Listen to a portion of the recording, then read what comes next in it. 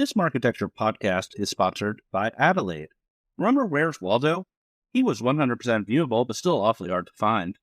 Your digital ads are like Waldo, viewable, but in a sea of distractions. You need to move beyond viewability.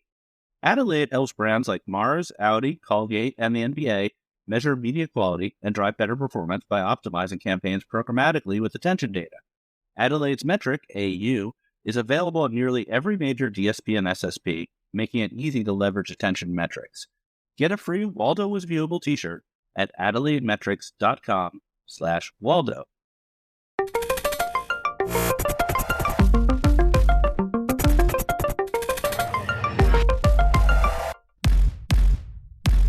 Welcome to the Marketecture podcast. I'm Ari Paparo. Eric is out this week. I'm joined by Rich Greenfield from LightShed Ventures and LightShed Partners. We have a really exciting show today. We're going to talk about Charter and Disney and the WGA strike and antitrust and the Google antitrust and all this great stuff about media. I'm really excited for the conversation. Rich, thanks for being here. Thank you for having me. It's been a pretty wild September. I will tell you, September is usually not this interesting. Yeah, I know what you're saying. So, and this is your domain. Like you're in the overlap between traditional and digital media. Is that a fair way to describe your expertise?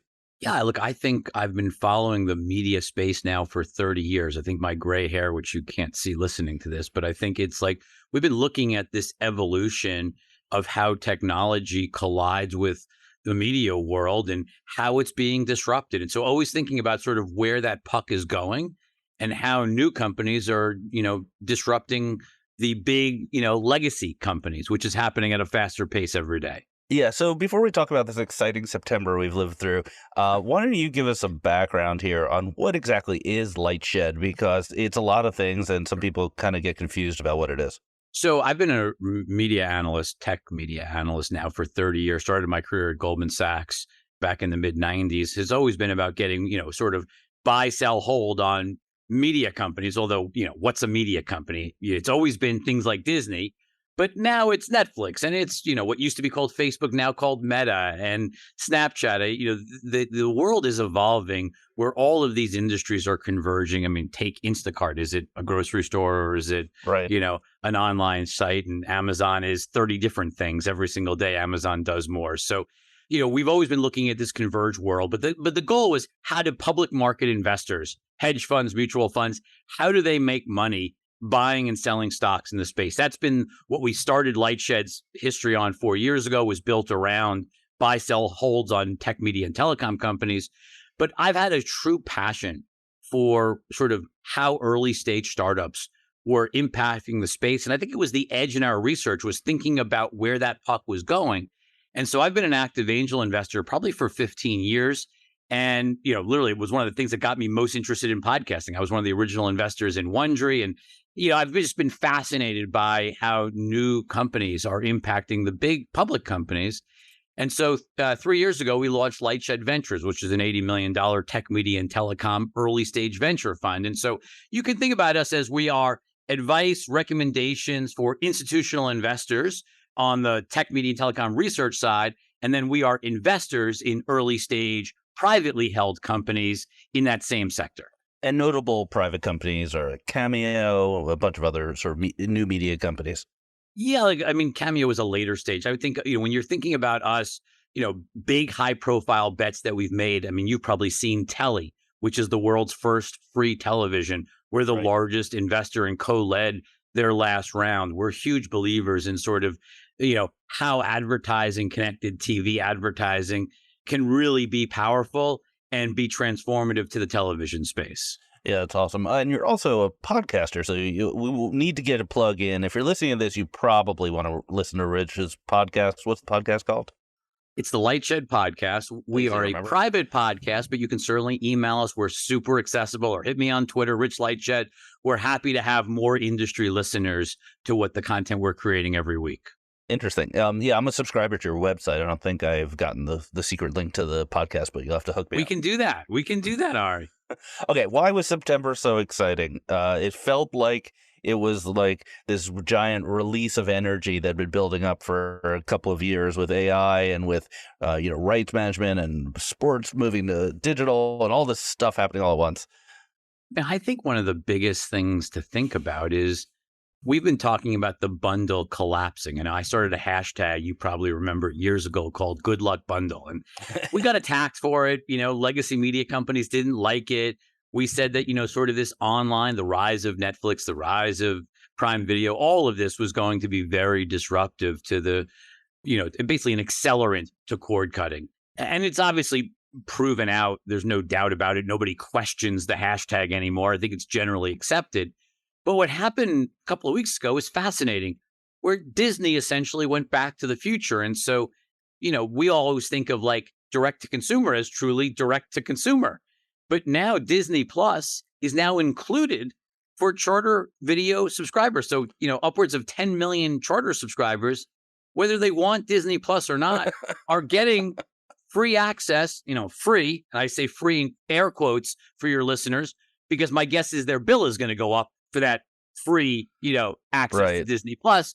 And it's this age-old thing of the bundle gets fatter and fatter and the price goes up.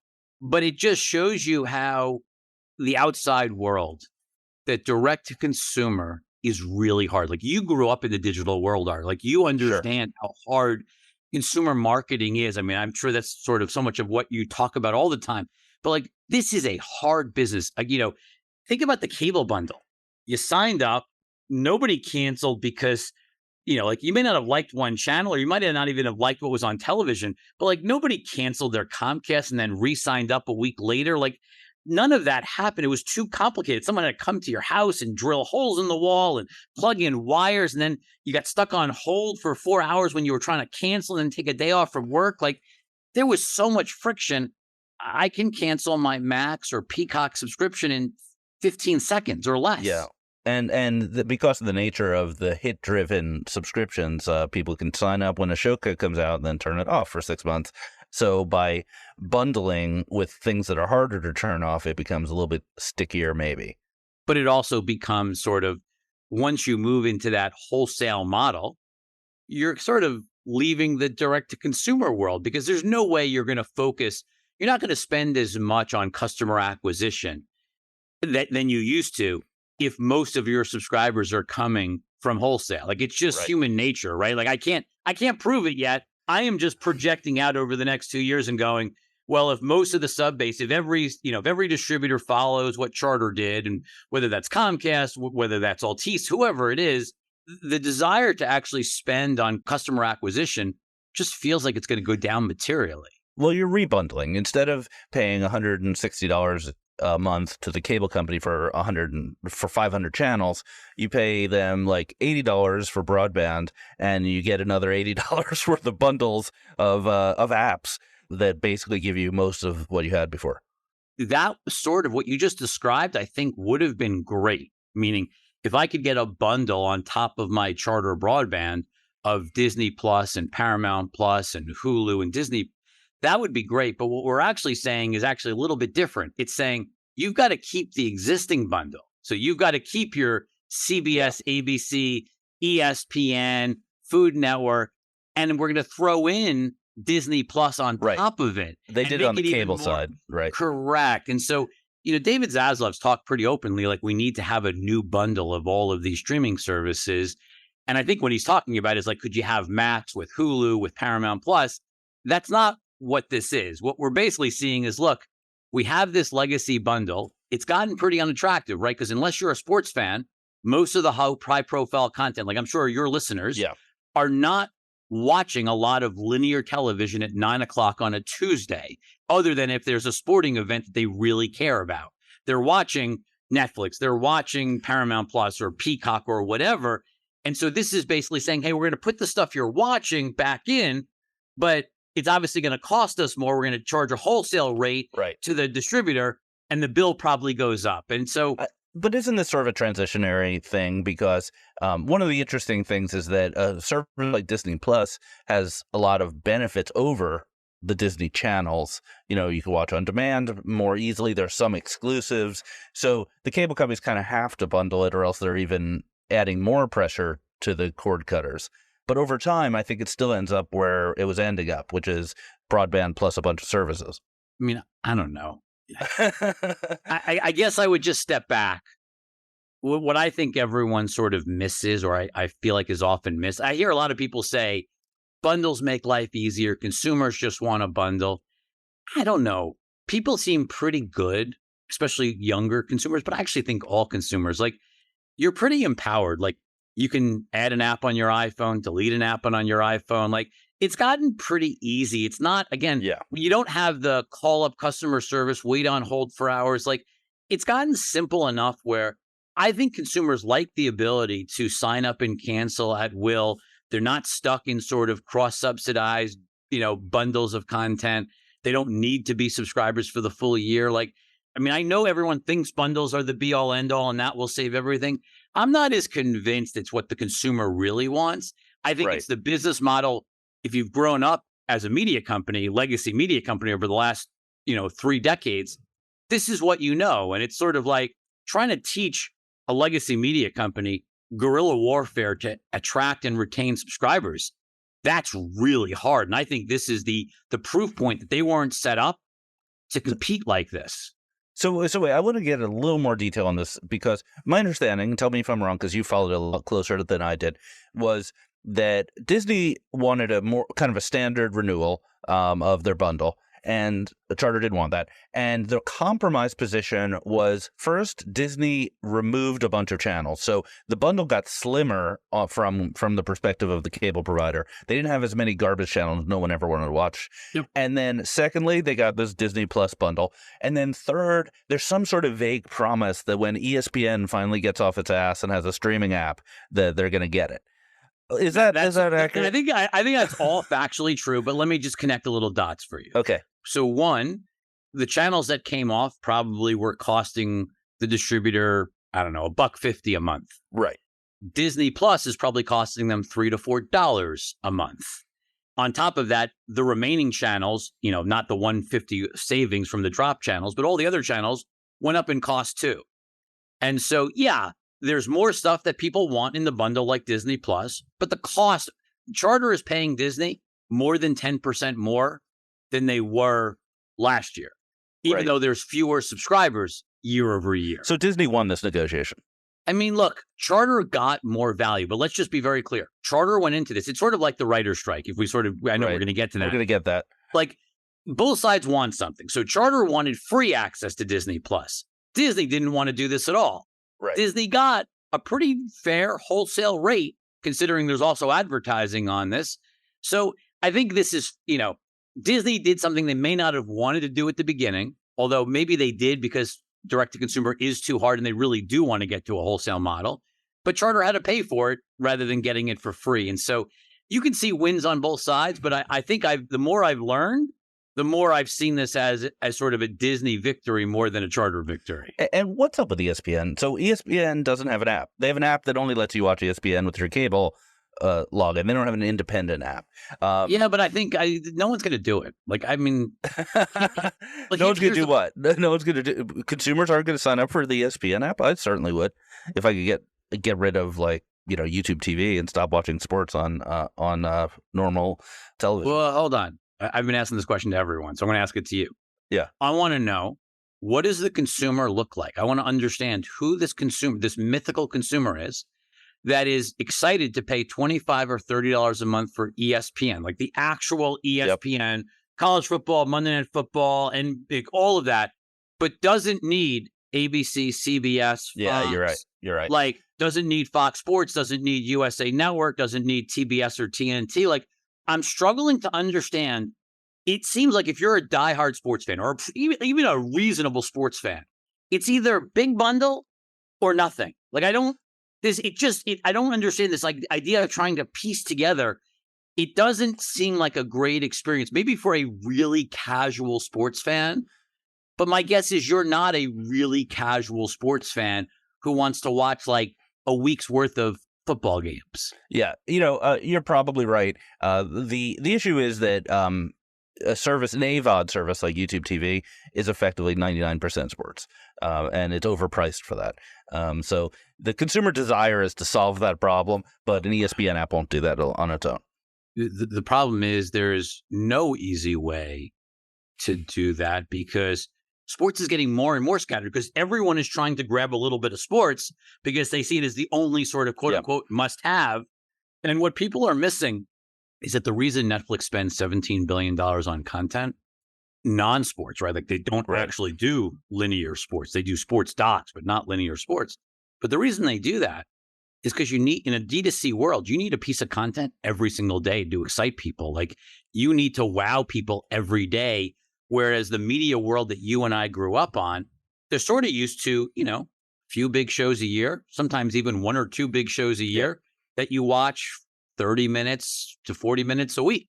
Well, I'm a Jets fan, so hopefully I'll be able to save some money by cutting off all these services and never watching sports again.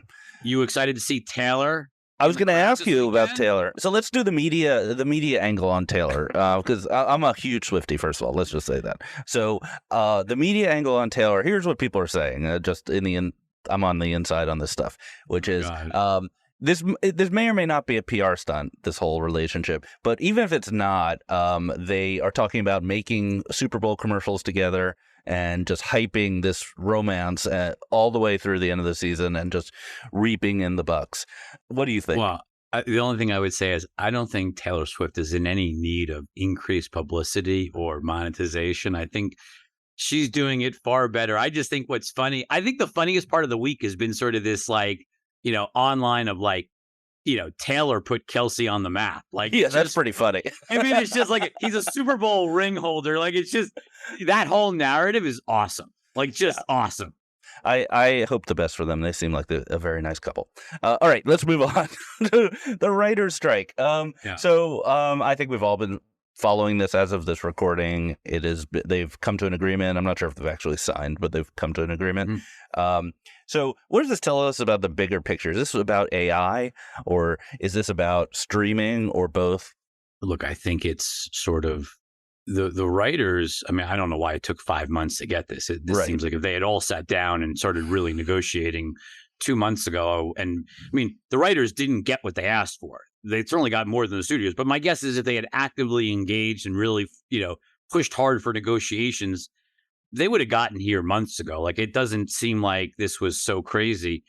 But I think at the end of the day, what this is the writers trying, you know, a little bit socialist, like, right, like trying to get, you know, minimum number of writers on a project, like trying to ensure work. Like, it's sort of somewhat of a denial of the fact that the business is changing. You know, when you and I grew up, it was 22 episodes. They ran from September through May. Like, you know, they're on demand. Like, there was DVD sales after the season ended. Like, the whole business is different. So I think part of this friction, they didn't deal with this during COVID. They should have, but nobody wanted to go on strike during the middle of COVID the last time negotiations came up. And so I think in some ways this has been boiling for years. Why it took 5 months, I don't know.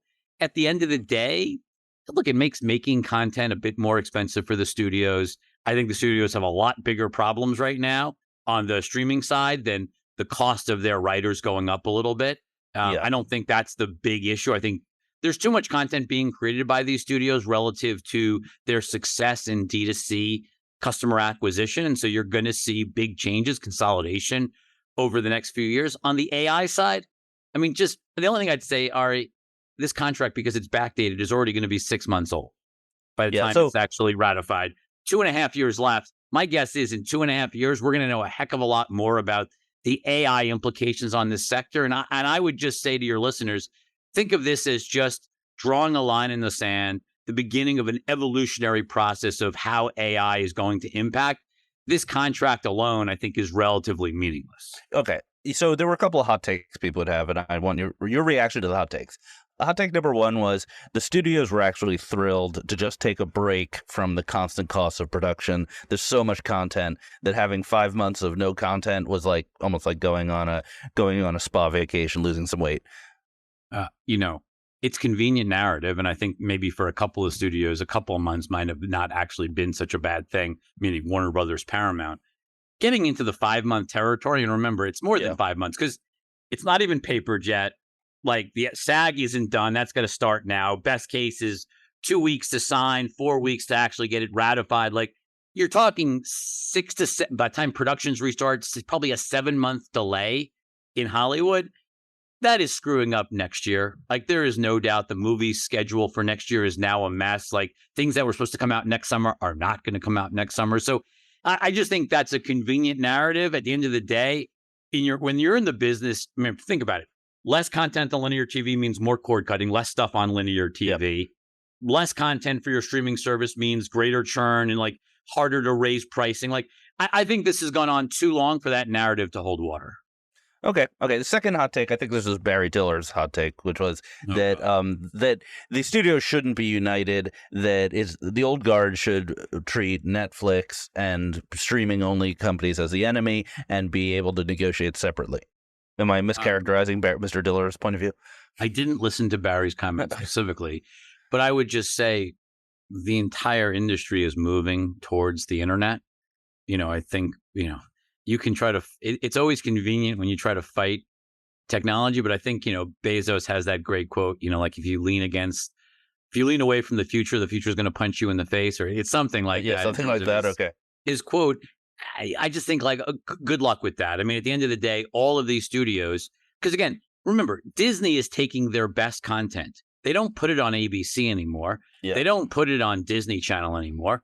They put Mandalorian on Disney Plus. And so this is really the same. All of these companies are really facing the same issues of how does talent get compensated when it isn't about weekend box office and it's not about how many people tuned in at 8:00 on a Thursday.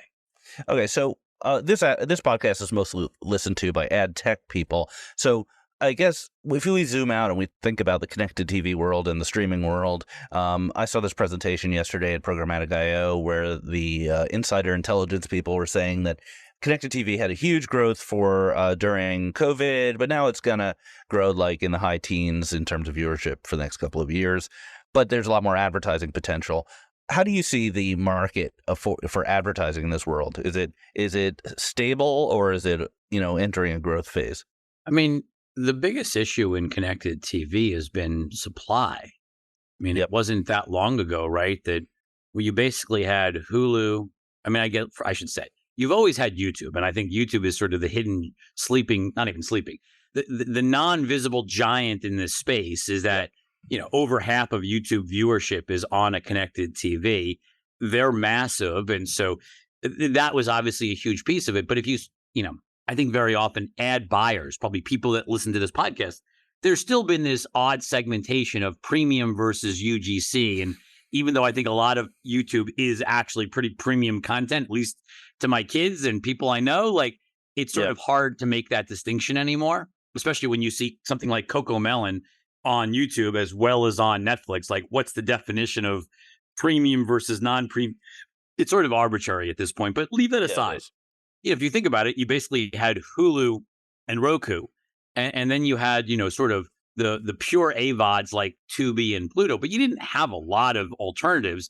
Now you've got Netflix, you've got Peacock, you've got Paramount Plus, you've got Max. Like, they're still, even Disney Plus, they're still pretty nascent though, Ari. Like, there is not a lot of ad dollars because most people on these platforms outside of Hulu are still on the ad-free side of these platforms. And I think how these companies can sort of incentivize, and you see all of them raising price of ad-free, keeping a low price on the ad-supported tier. They're truly trying to encourage more and more people onto these ad tiers. They have all these ad buyers on legacy TV. They need to move them to CTV, but they need to get more impressions, essentially. They need to build the impression base because they don't have it today. Yeah, so Netflix and Amazon, who we'll talk about in a minute, and Max all adding ads is going to have a big impact on the dynamics of the market, increased supply. It'll be premium long-term, though. Long-term, but not short-term. Like, it doesn't change overnight. Like, think about how big that base is. 70 million people had, or call it 67 million people had Netflix before they launched in the US, before they launched an advertising tier. It takes a lot of time to convert and have that, that base be truly meaningful. All right. So I found on your blog this fun blog post that said the title was Lina Khan Does Not Understand the Media Business. Did you write that? I did. Or one of your colleagues? Yeah, I did. So explain that, please. Well, because she weighed in with she did a podcast actually. We love podcasts. I should have her on. I don't know if she'd join. I don't know. But I mean, she basically had this podcast where she sort of attacked that like quality in Hollywood had gone down because of consolidation.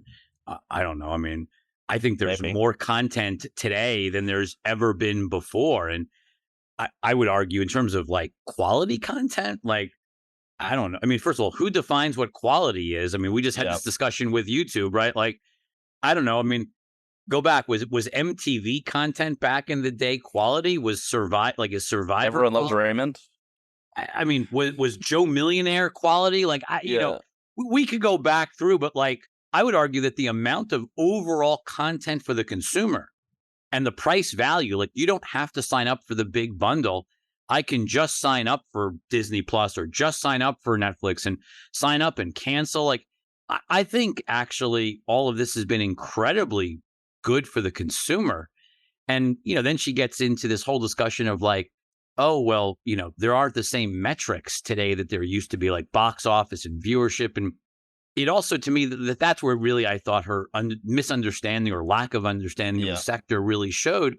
Because if you're Netflix, it's not just about how many people watch a show. And I think the actors got this wrong too. Not the actors, the writers got this wrong.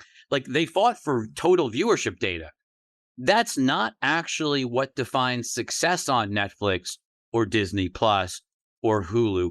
It's more complicated, right? Because a show in subscription, it's all about how does viewership relate to retention relative to the cost of the programming.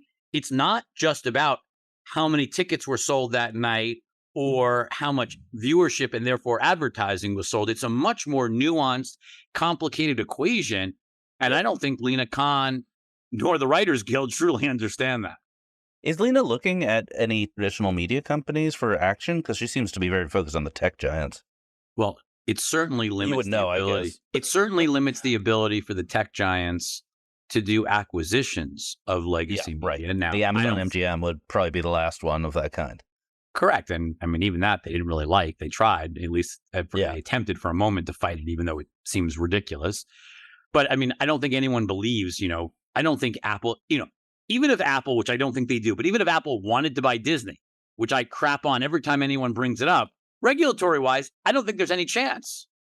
Forget about this country, even overseas. Like, I just don't think it's happening. And so, but the reality is these companies are facing a true existential threat. Their business models being completely upended by technology, and they're going to need consolidation to stay alive. And so to the extent that they can't consolidate, like to the extent that NBC Universal couldn't merge with WBD, that's just bad for the media industry. And I fear that concern about her views stops transactions that should happen.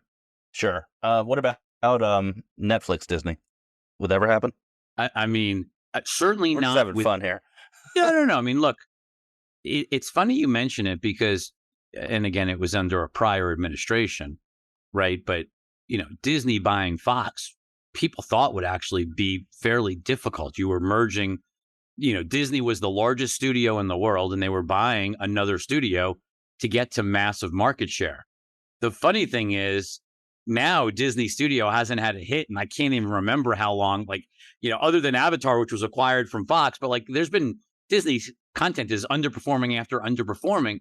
And it sort of just shows you that there is a healthy enough amount of competition that consolidation really shouldn't be the industry. You know, there is so much competition in the video space that, you know, their fears of consolidation have been very misguided. Disney, Netflix, I mean, look, I don't know whether regulatory wise, it's probably pretty hard. I think the reality, though, is Netflix is not going to buy. They don't want to own cable networks. They don't want to own linear TV networks. Like, you know, Iger's even talked about wanting to sell the non-ESPN cable networks. I think it's really hard. I mean, these are assets that are in secular decline now. You got to run them for cash. I don't think Netflix wants run it for cash assets. Yeah. Definitely the cable would be an asset they wouldn't want. I've also heard Netflix, Spotify would make a lot of sense, which I actually do think would make some sense. I mean, look, there's very different cost structures, right? Like when you buy music, you know, you're basically, or when you license music, it's all a rev share, right? So you're sharing most of that revenue back.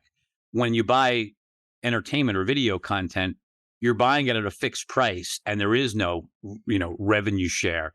And so the economic models are totally different, which makes that, I think, difficult. But it's worth pointing out, there's this guy, Ted Sarandos, who is co-CEO of Netflix, that also happens to be on the board of Spotify.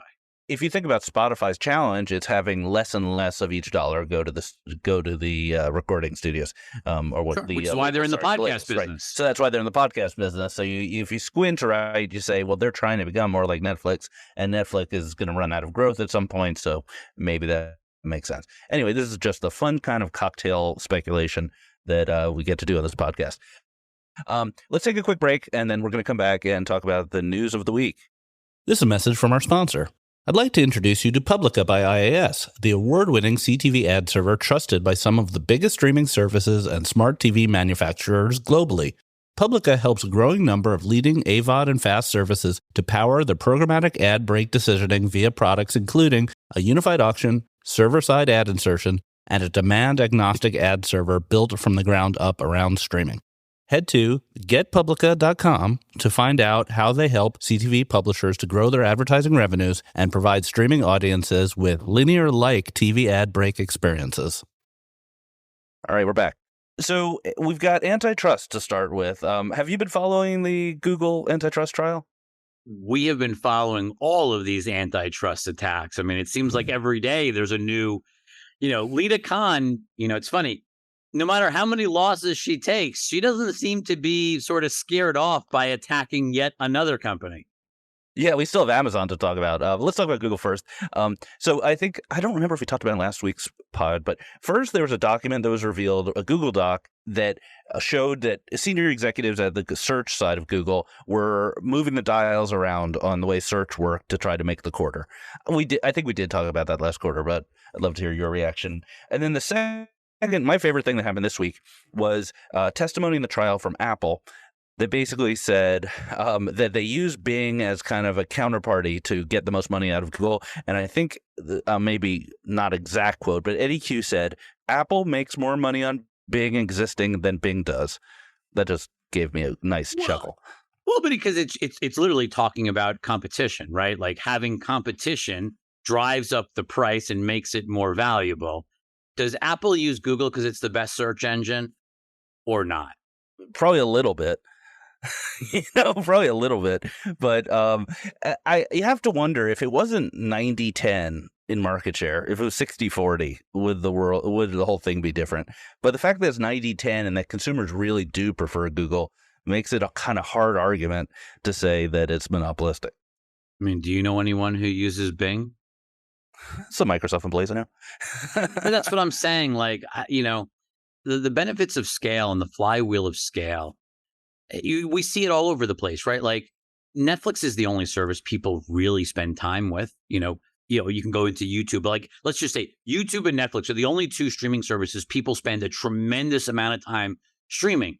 I think it's like Google. What's the search engine everyone uses? They use Google. Like there's just sort of this sort of flywheel that once it starts spinning on the internet, it's very hard to break in. And I don't know. I mean, look, we'll see. People obviously are very optimistic, or there's people that are optimistic about what OpenAI integrated and ChatGPT integrated into Bing can do. I don't think we've seen any meaningful shift in market share to date. And, Brandon Ross, one of my partners at LightShed, he likes Bard. He thinks Bard's been better. And you just saw what Mark Zuckerberg's doing with Meta with AI this week. Like, it's very hard to tell whether any of this means anything to search market share at this point. Yeah, it's one of the situations where the technology is actually kind of interesting right now for the first time in 10 years around search. And now the government's jumping in and trying to make an antitrust case, which they probably, in the unlikely event that they are successful in this case, they may have remedies that don't make any sense for the consumers. Look, the government could have stopped Facebook when it was called that back in the day, right? They could have stopped them from buying Instagram. They could have stopped them from buying WhatsApp. Like, there's many things they could have done looking backwards. Unraveling the onion, it's really hard. We'll see. I mean, I'm skeptical that any of this really, not to mention the government may change over the course of the next 12 months, which is right. A whole nother angle to all of this.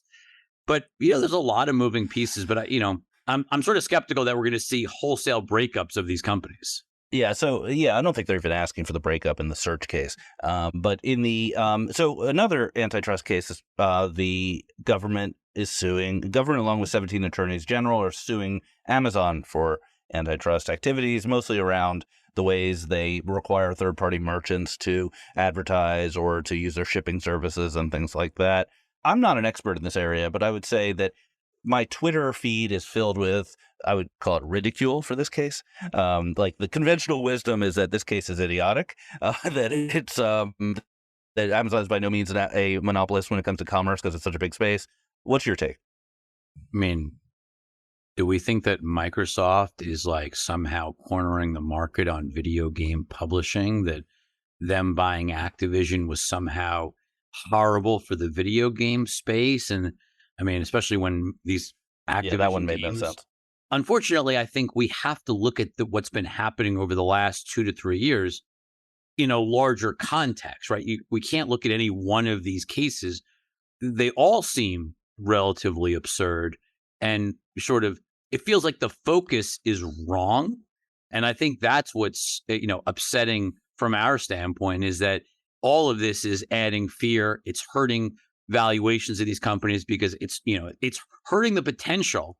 People are less interested in doing M&A if they're worried about every time they try to do something, they get sued and they have to then go to court and fight to block the government from blocking the deal. Like, that's just not, from an industry standpoint, that hurts valuations, multiples throughout the sector. And that's really the shame of all of this. But Well, M&A is one thing. M&A has always been scrutinized. Even the smallest deal, there's always a chance it's not going to go through. But this isn't M&A. This is like vertical integration, where the marketplace starts an advertising business and suddenly it's considered coercive. What are the rules? Well, but it's also what percentage market share do you have to have? But just look at what just happened, right? Like, I think you would probably agree with me. I mean, I'll ask you a question. Do you think Meta could buy OpenAI tomorrow? No, I don't think Meta can buy anything without being. No. So stop right there. So stop right there. Meta cannot buy OpenAI. Yet Meta can spend billions of dollars and launch yesterday a massive AI initiative, maybe even, and it looked as good, if not better, than Midjourney at no cost to the consumer, and seems disruptive to Midjourney. They're now integrating, OpenAI chatbots into all of their different products. No cost to the consumer, no subscription to ChatGPT required, legal to innovate. Like, it's very hard with these companies have such massive resources and such huge network effects. They're incredibly well positioned to build out technology that is helpful to consumers' lives, with or without M&A. And I think the government just doesn't know how to deal with that. I think anyone looking at the space can see examples where it doesn't seem fair in some way, like Apple charging 30% and requiring you to use their store. Doesn't really seem fair. But antitrust may not be the right tool. It's the only tool the government seems to have, but it doesn't seem like it's the right tool. It seems like the right tool is passing laws, having some regulations, have the FCC have some regulations around this stuff. Look, I think it's actually, there's interesting, I never really understood why the Epic case is the one that got really the focus in the Apple situation, because to me, there's a better comparison. Look at Spotify. They charge Apple charges Spotify 30%, but the exact same product where Apple has their own music service. Yeah. Obviously there isn't. Those are where I feel like it's so blatantly obvious in terms of sort of where you're competing in the exact same business when you're offering services that Apple doesn't, and it's just purely they're providing their platform and they don't have an existing service that they're quote unquote favoring. I just think that's a lot harder, to your point, Ari. I think that's a lot harder of an antitrust case. Yeah, I totally agree. Other Amazon news. I love this. Big news. Amazon's adding ads to, they're adding ads to Prime. But unlike Netflix, they're not creating a lower price tier. They're creating a higher price tier to not see the ads. That's just genius. I would love to read the 6-page memo that came up with that one. But this seems like a big deal because they also are claiming in a different article that was written by Insider, they got their hands on a pitch for the Prime Video ads. A lot of good info in that article. But one thing was that they claim 115 million U.S. viewers for Prime. A reach of 115 million. what that defines, the daily active engagement, my suspicion is a very small fraction of that 115. But look, this whole announcement over the last week of ads coming to Amazon Prime Video for the vast majority, because very few people are going to opt to the higher ad-free tier, I suspect, because it's not that heavily of a used service relative to something like Netflix. This has been a long time coming. Amazon has incredible data. They needed to build up enough scale in advertising. I think getting things like NFL programming like this, this has been in the works for years. And I think, as you look at sort of their ad business has obviously grown dramatically. I mean, I'm talking within the actual shopping service of Amazon. I think this was a natural next step of how do you create meaningful video advertising inventory and then leverage all of your intent data, shopping cart data to target. Because again, the reason why Instagram ads are so good is that they make ads feel like content. I think that's the potential Amazon has. There's no proof of it yet when you watch like Thursday Night Football, but in success over time, as you get enough scale to that business, Amazon should have a very unique ability to target ads very differently than you're used to within the television world. They also can do conversion attribution, both online and offline through Whole Foods. They have just enormous opportunities ahead of them. I think Prime's probably a laggard in terms of viewership and content versus some of the other guys. But I was looking at that presentation. Well, you look at that leaked presentation and the shows that they highlight, and it's just they still. I mean, for a company that spends $6-7 billion a year on content, it's sort of shocking that there hasn't been enough cultural moments coming out of Prime Video. It just hasn't. Yeah, but I mean, like show me like what is, the Lord of the Rings thing didn't work. Like, just show me like what has really broken out. Mrs. Maisel's like a tiny little show in the scheme of things. Like, where are the big hits for the amount of money they're spending? And I think in some ways, Ari, that's why they've pivoted harder and harder over to sports, is that their entertainment content hasn't worked all that well. Okay, we're going to introduce a new segment to this podcast. It's going to be, the segment is called Explain That Press Release. So I have a press release and you and I are going to try to figure out what it means. Okay, you up for this? Sure. I'm a little nervous. Headline, Yahoo Advertising partners with Freewheel and Magnite to boost CTV capabilities. Okay, that seems good so far. I'll breeze through this. Yahoo has entered into a strategic agreement with Comcast-owned Freewheel and Magnite for the partnership aims to enable direct server-to-server connections with direct-to-publisher offerings Yahoo Backstage. Now that sentence, I could diagram that sentence, but I'm having a bit of a hard time. Do you know what Yahoo Backstage is? I don't, so I'm not going to make it up. I don't know, but I will say that. but I would just say that overall, obviously, Apollo now owns Yahoo and AOL. Yep, they are clearly investing. I think probably one of the biggest areas of investment is on the sports side. And if you think about Yahoo, Yahoo Sports and Yahoo Fantasy Sports is probably one of the, outside of email, I think is one of the two reasons sort of Yahoo exists. Right. Still, or is still as sticky as it is, despite how old it is. Yeah, in finance, and so. The ability to sort of lean into those categories where you have highly engaged audiences and to figure out how you create partnerships that leverage that data seems like a very lot. And they brought in Ryan Spoon, who's a very well-known sports digital media executive, used to work at ESPN for years. Like, they're hiring good people. And I think it's a really interesting story to watch for 2024. Like, I don't know how all the pieces fit together. But I do think you want to keep your eye on Yahoo simply because despite everything they've been through, they still have a crazy amount of engaged traffic on people. Because again, email addresses and fantasy sports and even finance are just very sticky categories once you set them up. Look, Rich, I don't disagree with you at all. I'm just trying to understand what this press release is. I have no idea what that press release is. Okay, wait. I think I can get to it. A couple paragraphs later, it says, Yahoo Backstage is a direct path to curated premium publisher inventory available exclusively through the Yahoo DSP. I think I know what this is. I think Yahoo Backstage is what the remnants of the Yahoo SSP. That after they shut down the Yahoo SSP, they renamed it Backstage, and it's really just a collection of publisher tags. You could totally be right. I don't know for a fact, but it's just, I haven't spent that much time on Yahoo over the last couple of years. I'll skip ahead a little bit more and say, In addition, advertisers gain direct access to this inventory, and the server-to-server connections promise a frictionless exchange of high-quality CTV inventory. So I think basically they're just saying that Yahoo DSP has integrations with Freewheel and Magnite that are slightly better than they used to be. Yeah. We kind of my guess. Thank you for playing. No. I think I failed round one.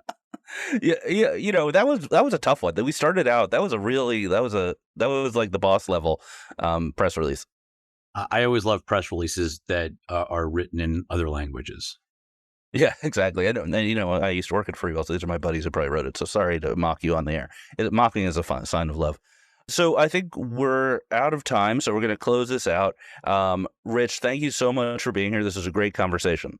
It's going to, hopefully, October is a little more calm, because I don't know if I can take too many more months like September. This has been sort of nonstop news events, but hopefully we get an end to the SAG strike in October, so we eventually get some fresh content back on the air and into theaters. Hopefully. Well, stay tuned for our new segment, Justify Your Existence, with Octane 11 coming right up. Rich, thanks again for being here. Thank you for having me. Welcome to Marketecture's Justify Your Existence, where we ask early-stage ad tech and martech startups to tell us why we should care about what they are building. Today we have Dan Rosenberg from Octane 11. Thanks for being here. Yeah, thanks, Ari. Great to be on. Quick disclosure, I am a small investor in Octane 11, but I'm not going to take it easy on you. Small disclosure for me, I usually listen to your podcast at 1.5x speed, so I'll try to slow down a little bit. Yeah, that's generally how I listen to things too. So tell me about the company in terms of, size of the company, when it was founded, where it's based, money raised. Yeah. So Octane 11 is based in New York City. That's where I'm from. That's where I'm right now. And we're a remote first company, actually, that was started during the pandemic. So while New York City is our headquarters, we've got people around the US. Our next largest geography is actually Spain, where they have a great tech scene and, really strong talent. Anyway, we have 16 people full time at this point, mostly tech and product with a real focus on data engineers. We raised $4.5 million seed round last June. That was led by Javelin Venture Partners in San Francisco, with participation from other firms like BDMI, Plug and Play, Circadian, Honeystone, Base Ventures, Hampton, and of course, Aperion Ventures, which is our very first investor back when we started. Right. So Eric's also an investor, just to add to the disclosures. 4.5 is a nice sized seed round. So why did they invest in you? What do you do? Yeah, I think it's actually a pretty simple concept. It's kind of like those financial management tools like Mint or Truebill, but for B2B CMOs. We connect up all your paid, owned, and earned marketing platforms, map all the activity to target accounts, and then match all of that up to revenue data in your sales CRM to give you that holistic view of marketing performance. You calculate all your KPIs like ROAS across all the channels.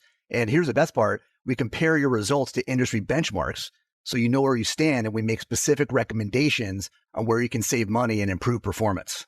Okay, so that's super interesting. So is it a budgeting tool or an attribution tool or both? It's a little bit of both. Look, it's a tool that I wish I had when I was CMO. You're using like 20 different tools. You're using email, Google search, Google ads, LinkedIn social, Instagram, Twitter, Facebook, chatbots, ABM ads, webinar tools, Bing search, content syndication, live events. Everything. And there's just no way, like really good way to see it all together, how it maps to accounts and how it maps to revenue in one holistic view. So are you pulling in just the financial information, like how much I spent for a given campaign by geography, things like that? Or are the outputs, the clicks, conversions, and other everything coming in? It's all that. It's the spend, it's the impressions, which is reach, engagement, clicks, likes, shares, downloads, everything mapped to accounts, your target accounts that the sales team asks you to target. And then that's mapped to the sales CRM. So you've got all the revenue data, like pipeline stages and all that important stuff. And who's the target customer? B2B CMOs. 100% B2B CMOs. It's great across different industries. We've got clients across a wide range of industries from like fintech, transportation, healthcare, business services, and so on. But it's really for companies that are using a lot of these tools. So once you get to be like a 50 million in revenue and up, companies are they're trying to build these crazy spreadsheets and dashboards and data stacks, and they're spending literally years and millions of dollars. And what they end up with is some custom data stack that's not scalable. It's hard to maintain, can't be compared, and putting CMOs on an island. So it's really just helping them get out of that. Ed, when you say CMOs, are you really limiting to that's the actual person logging in, or is there applicability to the rest of the marketing team? It matters first and foremost at the first step where somebody's looking at activity across all the channels. So that may be a head of digital, it may be like a head of demand gen, but ultimately for sure it's a CMO. And this is like, a lot of times where CMOs are hearing about us and they're saying, hey, like asking their head of digital or head of demand gen or head of analytics to check it out. And you said B2B. Is that because of the ABM aspects of it, or is there applicable to B2C? It's really built around B2B. And the main idea is that every engagement across every single touch point, while maybe you're not tracking it's an individual person, you need to know that it's someone who works at a specific company. And that's kind of like the Rosetta Stone that connects all the data across all the channels. Right. So revenue in B2B lags marketing significantly. You have very long cycles in many cases. So how does your tool kind of think about that? No, I mean, that's exactly why this is important, because in a B2B sale, it can be months, it could be quarters, it could be a dozen people or more that need to be influenced. So you really need to build that mosaic of data around that whole group of buyers in that buying team to understand where that particular customer is at. Very different from B2C, where you track an impression, a click, all the way down to a shopping cart. In B2B, Salesforce or the sales CRM is the shopping cart. Right. Are there any customers you can name? Let's see. Yeah, I mean, we've got about 40 companies on the platform right now, but we're literally, I think I was mentioning before, like we're literally about to launch today a new product called the B2B Marketing Impact Audit, which is a very easy way to get on board. And we expect our number of clients are going to grow very fast. But some of the companies that are on, for example, like one company is actually an agency called Encore Digital.